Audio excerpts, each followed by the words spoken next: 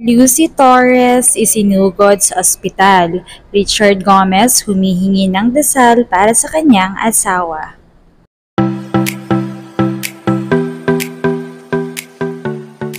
Isa na namang shocking news ang gumulantang sa mga netizens dahil nga sa pumutok na revelasyon ni actress Dawn Zulueta tungkol sa pagkakaroon nila ng anak ng dating kasintahan at ka-love team na si Richard Gomez.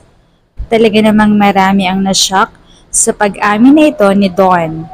Dahil after 30 years nga ay inamin niya na ito sa publiko. May ilang mga natuwa sa kanyang pasabog dahil nagbunga pala ang kilig nilang hatid sa mga fans. Bagaman marami talaga ang hindi natuwa dahil bakit daw sa tinagal-tagal na hindi niya ito agad inamin at ngayon pa nabuksan kung kailang merong healthy and happy family na si Richard Gomez sa kanyang asawang si Lucy Torres. Bakit daw hindi nila agad iyon inayos at pinag-uusapan?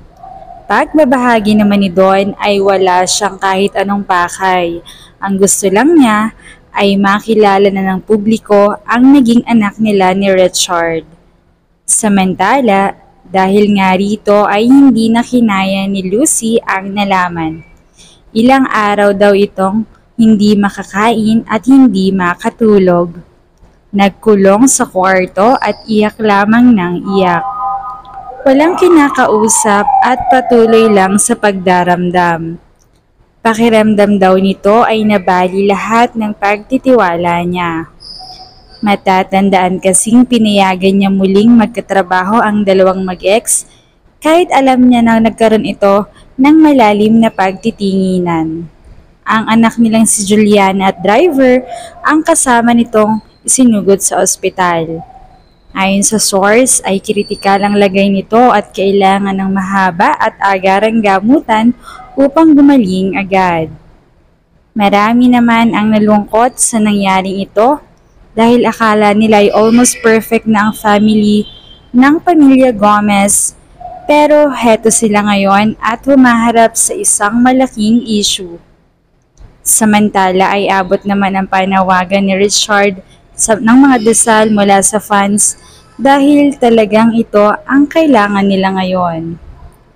Alam daw niya na isang malaking iskandalo ito lalo tigit na sa mundo siya ng politika, pero ipinangako nitong aayusin niya ang gusot na ito at magiging maayos ang bawat isa. Mahal na mahal daw niya ang kanyang asawa at hindi niya hahayaan na masira ang kanilang pamilya na binuo nila for 26 years. Lalo't higit, babae rin ang anak nila, kaya naman talagang aayusin niya ito para sa ikabubuti ng lahat.